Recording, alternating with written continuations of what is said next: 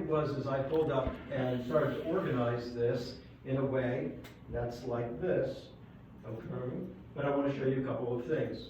So for instance, the first thing I did is that obviously we have to have some space here, and it's pretty easy to figure out what the spacing is, 0, ½ inch.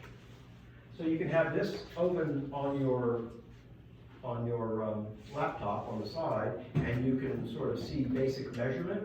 But remember when we were doing the lines for guides, that we started out with a basic guide and then we adjusted them, right? So there is no way to know exactly how this will fit in, all right?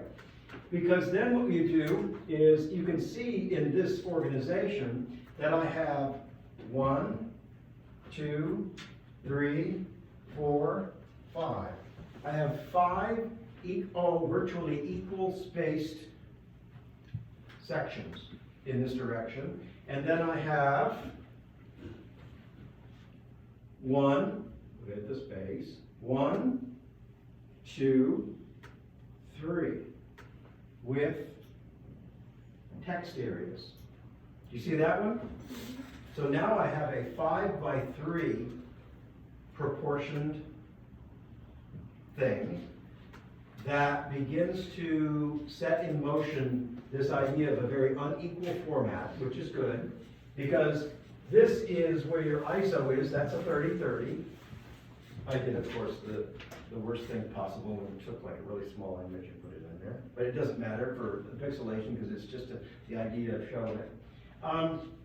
And then what I did was I started to place that. But let's take a look at a couple of things. So for instance, look at how I brought those lines all the way across, because they're guidelines, right? Look at the similarity between what's going on here, and look at that 1, 2, 3, 4, 5, 6, with a space here and 2 smaller spaces. That's a wide space and a small space. I can guarantee you that's half of that. Okay? Then look what I've got over here. 1, 2, 3, 4, 5, 6, with space here and space here.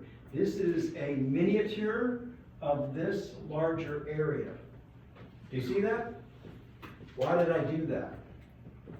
Tell me some design idea. Why would you do such a thing? Make a relationship between that scale and that scale on the same drawing. Why would you do that?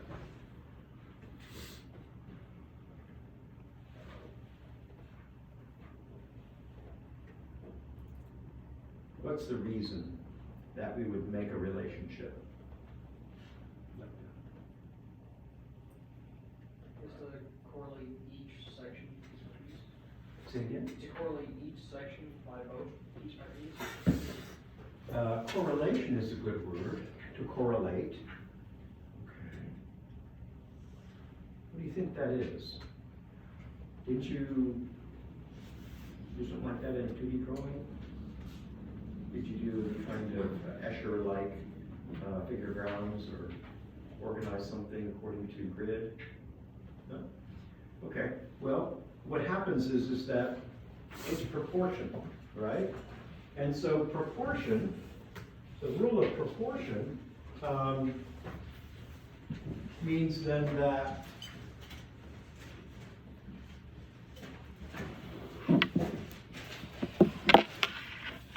with proportion, take notes. Proportion, the rule of proportion says then that that something is related to something. Didn't we all just do that in our chapter 5? Right? Remember, it was the relationship of the larger thing to some smaller part of it, right? Don't you use this word all the time? Let you go out on a date, okay, and you go, I don't know, I don't like their proportion.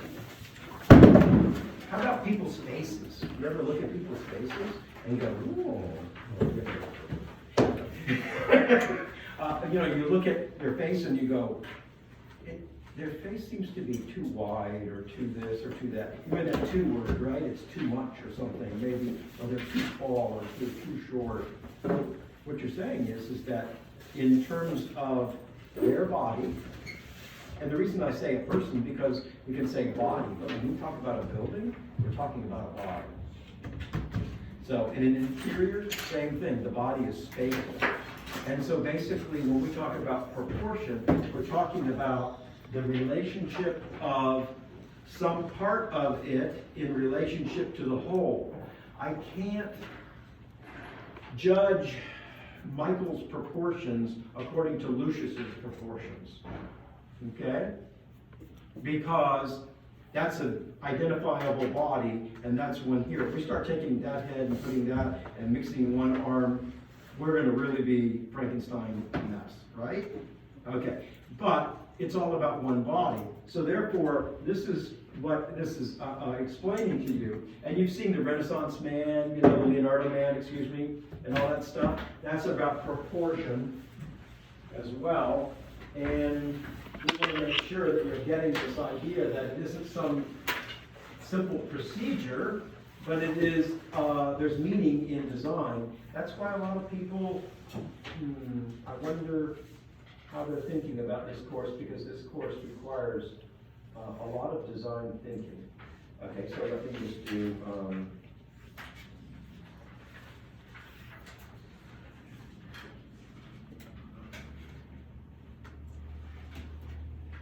okay? Okay. And so here, you have, this is probably a pretty clear one right here, okay? And so now, you see, this is beginning to talk about the proportion of this. And so then you can see this body, and then you can see the extent body here. But look at what's going on. The square and the circle is just, why a square and a circle? The square is a static thing and the circle is a dynamic thing. Realize, if you read about this a little bit, this is also, although a male is depicted, this is also about female proportioning systems. This is about person proportioning systems. How could you have a proportioning system that was only based on males? It doesn't even make any sense, right? So therefore, it's understood fairly well that this square proportioning system is masculine, and the circular proportioning system here is considered feminine. Interesting. So it's both. So it's a bit androgynous, even though you got the bits and pieces of the man. Okay? Okay. But it makes sense then that what they're doing is they're trying to bring that together. But what they're saying here is that at the center, which is the navel, right? At the center to this direction and this direction is equal, right? And then you would begin to start studying this direction and then this direction. So you begin to understand more about how those pieces are. And these studies go further and further to like, what is the proportion of the hand to the forearm to that part, I don't know what it is. And so this proportion, there and there, so maybe the hand and the foot in that direction is related, or maybe they're related this way. Maybe the center of the foot to the exterior, to the outside of the shoulder. You know, if it's turned directly out, maybe those should create an alignment. Of course, you know, unless you're doing a plie, that hurts. Okay, you know, in ballet, you're not going to really ever see that, but it still has to do with the relationship of the part to the whole. Okay? So, be warned. I'm telling you some things that people are going to ask you to apply all the time. So it's about proportion, and that's why we do this alignment and put proportion into our page as well. Okay? Okay, so here we have the proportion of these related, because you can also look at this and see that square right there is the same size as that square right there, and yet it's got a 6 on 6, and that's been reduced down, and now we've got an area that's up here. So if I were to come back in here, and I were to take, if I were to come back in here, and I were to,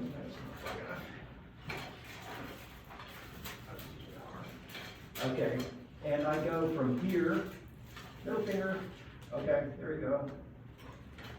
Is that everybody's longest finger? Show me your middle.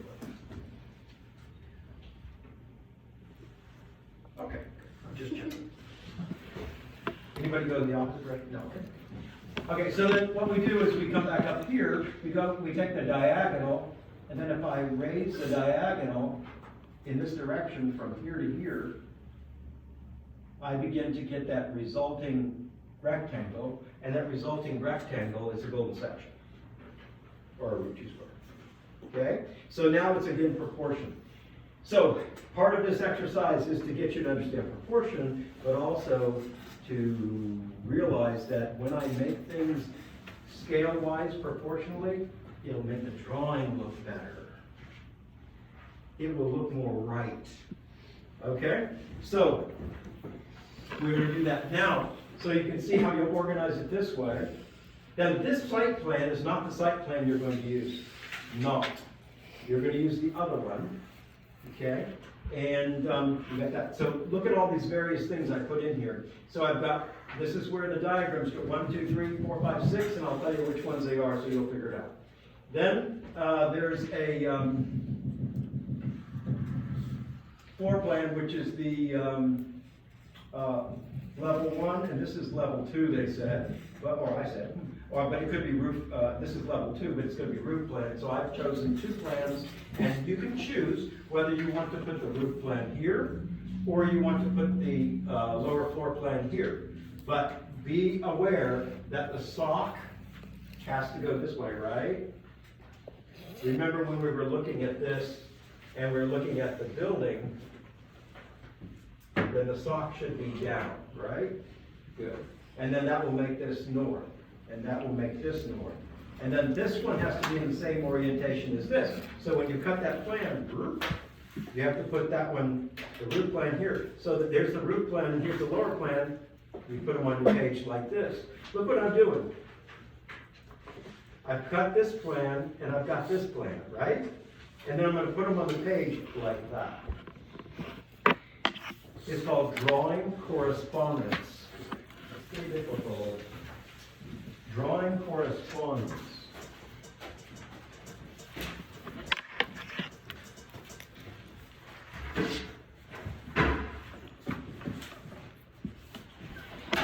Drawing correspondence.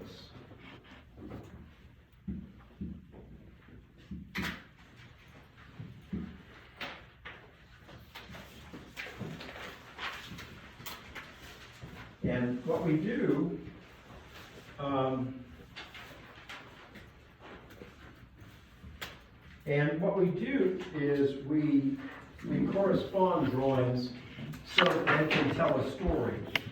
Okay, because we do drawings like this so that we can explain what the building is like through the placement of the drawings. So therefore, think of it like this. This is the whole picture, gives me lots of information, therefore, the larger the drawing, the more information it should give me. The smaller the drawing, the less amount of information. A diagram gives less information. An isometric gives a lot of information, okay? Then we come back to, this gives this much information, this much, that's pretty much the same amount of information. And then this drawing here, here, here, here, here. But look at what we're doing. Here's the plan, and then the corresponding plan in the same direction. And then this, you see this? Look at how this is the corresponding, see that's the main entrance, right? Here, and that's the main entrance here. And then that would be where the entrance would be under there, right? Look at how I created correspondence. So that basically, oh, you mean if I look at this, I would see this and then this. You see how they're related to each other? It's like an origami being unfolded. Okay? Then we come this way, and maybe we take this one, and this is a different section from what the ones you did. And then I put the section over here. Okay, and then I put the other elevations here. But look, I have from here, I have a grouping. 1, 2, 3, 4. How many elevations do I have? 1, 2, 3, 4. Okay, then over here, I put the sections. Because look, I have a whole little area here of weird stuff. Little diagram, site plan, and section. See what I'm doing? I'm putting all the weirdo things over here, and all the normal things over here. Because they're now in groups. Now, whether you put, this is a long elevation, short, long, short. I did that because it reminds me of the Foxtrot. I don't know, anyway, you know. All right, so it's like nice proportionally the way that lays out, right? Also, because if I do this long and short, there's going to be a bigger space between those. So now I can regulate the spaces. Because remember, even though you have a perfect grid of something, all of your designs will never, ever be perfectly square or perfectly rectangular. So they would have the same elevations. They're going to be weird drawing sizes, right? So therefore, you have to come up with what is the common denominator, and then you massage it to get it to be appropriate. Now, these are also at the same scale. Notice that we cannot put this scale measure on any of these drawings. You drew them originally at this because you needed to use the scale, right?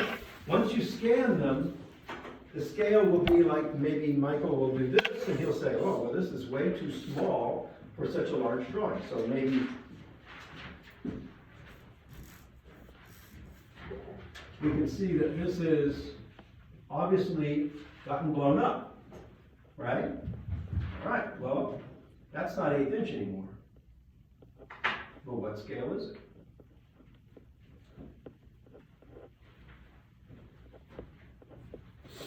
We don't know. And we don't care. Because what we're going to do is, we're going to give this a graphical scale. See this little thing down here? Have you seen at the bottom of your paper maps when you're on a vacation, and somehow you have no cell service, and you still have to get there? Paper map, all right? At the bottom, it says, there's a scale, right? And sometimes you're going, oh my God, how much longer? And you take your, maybe a thumb, and you put it on there and you go, oh, that's 50 miles. And then you go over here, 50, 100, 150, 200. We're 200 miles away, and if we average 50 miles an hour, how long does it take me?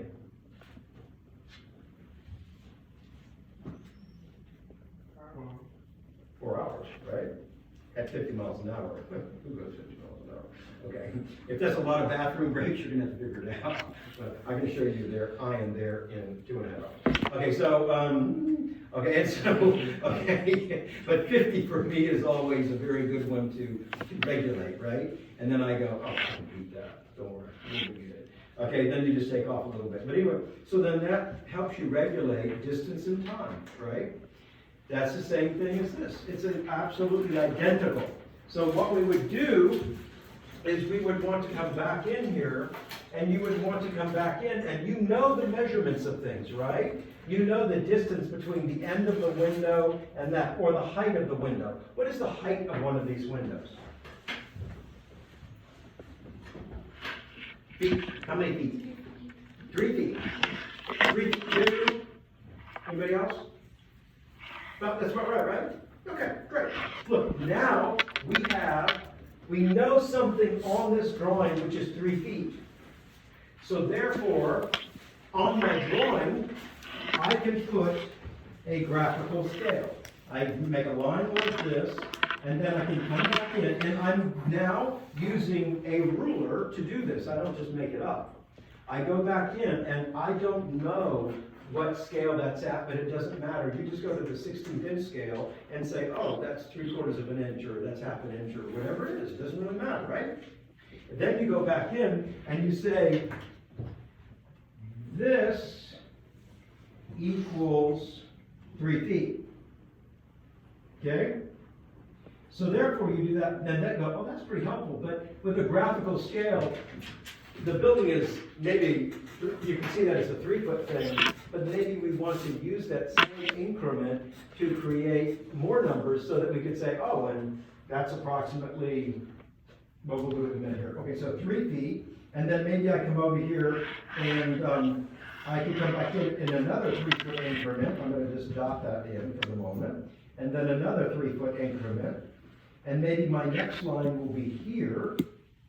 So that you go, oh, that's 3 feet. And then the way we articulate that is that we darken this area.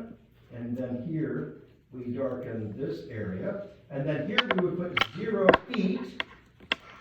Then here, 3 feet. Okay? Now I'm going from here to here. So if that's 3, 3, 3, what is that one? 9.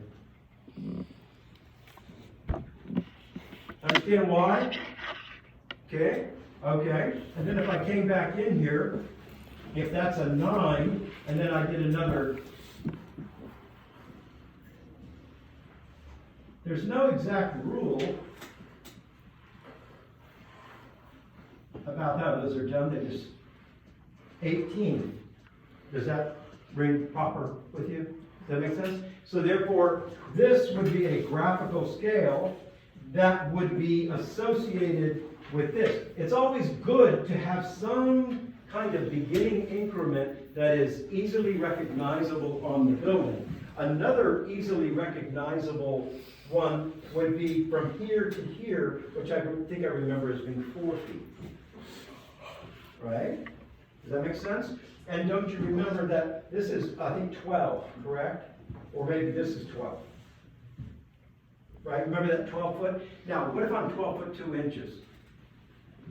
We're going to use whole numbers. We're not going to use 12 foot 2 inches, 24, 4 inches. No. We're going to use whole numbers. And all it is an approximate scale. So you can look at the graphical scale and say, oh, that represents 3 feet. So that must be 1, 2, 3, 4, 5. Well, that's 15 feet because I just counted 5 of those approximately. Right? Does that make sense? So that's one way we're going to be putting graphical scales on. And then the second way is going to be with scale figures. Okay? A scale figure. Your scale figures are going to be tick mark, tick mark. How tall? 6 feet. 6 feet. Okay? Let's keep them small. Now, if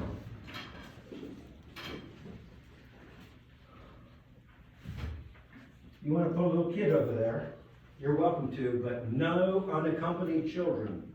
Okay? Does that make sense? Because all of a sudden, the children, they're just small, right? All of a sudden you think, like, this is like Lilliputian land, you know?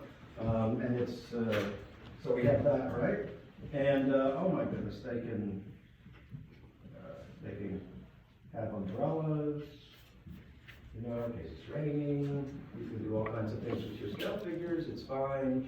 But all scale figures will touch the ground plane. None of them are floating ghosts. Okay? They're on the ground plane. And so we have two ways of telling people how this thing is measured.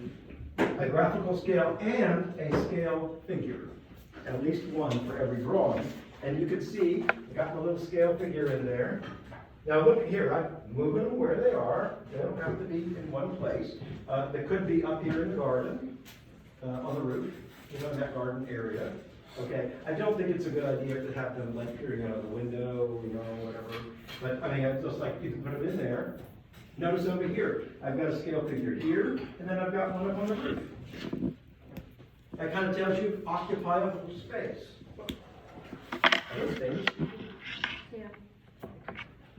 I just wonder why there are pictures of these people, and, you know, I'm not, you know, like a starstruck individual, I don't know who these people are. Okay, so then that's why we do that. So then here, we have a site plan with a scale, graphical scale. This graphical scale for this is going to be different from the scale for this, right? Because they're different scales, right? Because, like, if that's the plan, and then that's the plan, that's obviously a different scale. Remember, my whole point for this whole course is that you be good at scaling. This is part of it, okay? Now, if we look at all of this, we understand that this graphical scale. Now, this drawing has a graphical scale, and a graphical scale here, and then now there's one over here. All of these drawings should be the same scale. We don't change their scale. Why? Because these correspond. Okay, and you can see that they, if I were to bring blue lines in here, they would correspond. And then these have to be the same scale. We can't have this like Alice in Wonderland thing where I'm going, my elevations, one's this scale, one's that. We don't do that, right? It's not right. What we do is we say all elevations. And what it's doing is it's taking us and it's saying, there's this, and what it does is it says, oh, now I'm going to walk around the building. Boom, right? Because when I see a scale figure, you associate it with you, right? And it helps us as an entree into understanding the drawing as, oh, if I were to stand here looking at this person, that's what it would look like, and now you're walking around the building, so now this drawing is spinning you around it. Does that make sense?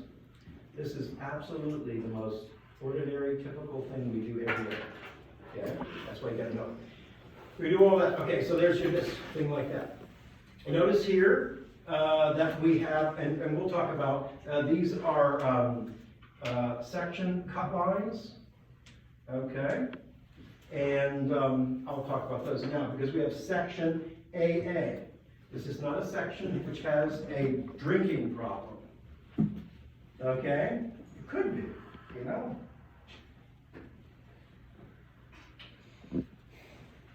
So we have, what we do is we indicate it. In this section AA, since in this class we're only doing one section, then it will be AA. This is the most normative, normal way to demark this. Because basically, when a person looks at your section, they're automatically going to say, well, that's a section. First of all, they know it's a section, but you know, they'd be an idiot not to know this was a section because they see Pochet. Then they know what scale it is, and then they've got people in there. Okay, I'm getting some information here, but the only thing they don't know is where you cut it, right? They don't know where you cut it here and here, right? So what you do is, since this section is cut all the way through the building, then what you do is you say, okay, when it's on the lower floor, I cut it right here. And when it's on the middle floor, or your roof plan, I cut it right here. You have to show both of them, right? Because you actually, with a knife, cut that. So then you're going to go 1, 2, right? And then you correspond where that line is, exactly where that Pochet is blackened. So if you cut through, which you did, you cut through the stairs, right? Your line is going to go through that section of where the stair is. Does that make sense? A section cut line can be many ways, just like a north arrow can be. There can be lots of clever ways to do this, but a couple of things are necessary. And so basically a section cut line, just like when you were using SketchUp, has arrows on it, right? Because it says, I cut this and I'm looking in this direction, therefore the arrows are pointing this way. And it's an arrow here and here. Okay? It's going to be the same one corresponding exactly. Now, what you do is, in here, you see an example, and I just pulled up a couple of ears. They're called ears, by the way. Okay? So they're section ears. And so basically, what you do is your section ears are going to be maybe like a circle, okay, and you can put this going on inside of that, okay, and then inside of this, you'll go A. But wait a minute, it says AA. Oh, because what it's now telling you is this section here is cut here from A to A. AA. Right? It's not section A, and it's not section AAAA. It's just from A to A. Look at this. It could be BB, section BB. Well, since we only have one section, not smart. Okay? We're going to start at the beginning of something. It could be section apple, apple. You understand me? It's a graphical symbol, and you could apple, oranges, bananas, and whatever. You could do that if you had some like cool project where you were directing a fruit market. That could be good. Okay? That could be interesting. But for today, A, B, B, C, C, D, D. Now, let me explain when you see a section ear. Now, this is a section ear like this, right? And then it goes to the building. It should, your building, you can see where the edge of this right here needs to be a little bit off the architecture, okay? So you never want to have the building slam up against it. You want it just a little bit away from it so that it actually does come out this way and does this. So that it represents itself as a graphical symbol rather than the air conditioning unit on the outside of the building. Okay? You see what I'm saying? It looks like a condensing unit outside. Okay? Well, what the hell is that? Okay, and so basically you pull it out. So ears in a graphic section, a cut section, the ears are like Mr. Potato Head. They gotta stick out. Okay? So ordinarily we don't like ears that stick out, but we do in drawings. So they stick out just a little bit so that they are separated from the architecture itself. So this would be a good location for those. Now you're gonna see in section ears, if you go on the internet, you'll see them like this, and then you'll see an arrow, and sometimes you'll see them like this. It will have in the above and the below 1, and then maybe B27. None of those numbers mean anything to you, right?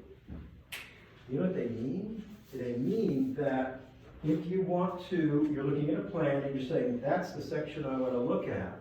If you want to be looking at a construction set of documents, you might go to section 1, which would be probably site plan. Page, sectional page B, section 27. Okay? Hundreds and hundreds and hundreds and hundreds. I think they say, like, for Frank Gehry, he has like 2,000 sections to build a building. 2,000. So this is a way of organizing more than one section. Obviously, if we have 26 sections and we're using the alphabet, we're pretty good, right? Makes sense? A, B, C, D, all it is Z. Here we go, 26. But beyond that, we've got to figure it out. So what you do is you go, section 1. Then on the front of your drawings is a table of contents. Section 1 is site plan. Section 2 is foundation. Section 3 is, maybe that would be, let's see, wall construction. Okay, actual floor plans. And section, 4 might be, elevations. Okay, so you see every section would have particular information. Okay, so that's what you're seeing when you see this kind of thing. We will not do that. We will do only this one. This is your first section cut line. You're just going to have one, AA. Okay? Good. All right, so then that's what these are going to be like, but they have to be corresponding. Now, somebody's going to say, where do I put it? Where do you put it? Where do you put that line in your drawing? Answer the question, please. Speak up. Where do you put it? How do you know where to locate it?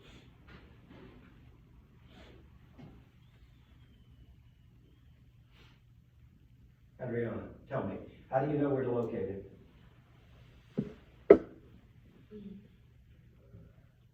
After all that, and you don't know? How do you know where to put that line? Just to move to where the section tab fits exactly the one that we. Yeah, where it is cut. Yeah. Very good. See, here's the key. It's not, I need to put one of those. You need to put it so that it communicates, so you need to put it to show where it is cutting, and so that you explain this drawing. So this drawing is explaining this drawing, and vice versa. You see what I'm saying? I'm just gonna tell you, it's very complicated when you get to doing construction documents. And on the smallest project, I'm doing a couple projects, I have 4, okay, 4. It's a very simple project, okay, but A, B, C, C, if I don't do all this correctly, it doesn't get built well, okay? They don't know what's going on. So you have to do that, especially if you get into a larger firm. Oh my goodness, somebody's gonna digitally send you a document and say, please refer to, section so-and-so, and we need to change the material in that from wood to concrete. And you've got to find it in a set of drawings, well, physically, it would be printed probably this thick and that big. You don't really go over that size. Well, digitally, you'd be able to find it, right, but then you have to know where to go, right? So it's like a book, like an index. Okay, so, and they have to correspond one to the other, okay? And then the scale figure, look at this one, this is an isometric, right? And you're gonna title them. And so now this graphical scale will then have to be understood at this scale. If I were you, I'd go back and I know that window height measurement, that's a good one, right? The 3 and the 4. You don't wanna start out with a 20-foot increment thing, that doesn't help me much, right? 3 is a good one, 4 is a good one, 5 is a good one, and then they add up nicely, right? Then, and 2 is a little small, okay? So then we do it that way. Then also how nice it is to say, oh, that's a 3-foot increment. Well, how big is the scale figure? 6. That's 2 3s. Oh, so the window, which is 3 foot high, and say for instance, it's, 3 foot off the floor, is about at the scale of a 6-foot person. Of course, there's nobody in here that's 6 foot, maybe Lucius, or you're 6 foot or something. I measure something, correct? Okay. Oh, there you go. So you're on the upside, I'm on the downside. I'm sure. So, yeah, I used to be 6'8", yeah. Oh, no. Terrible story, oh my God. Michael would be like that, it's good. Okay, so see, I'm being pulled to the equator. Okay, so basically, then what happens then is that then it begins to give a relative relationship that way. Okay, that makes sense? Now, you'll have more questions, but you've got to get the concepts. I'm seeing people in Studio One right now.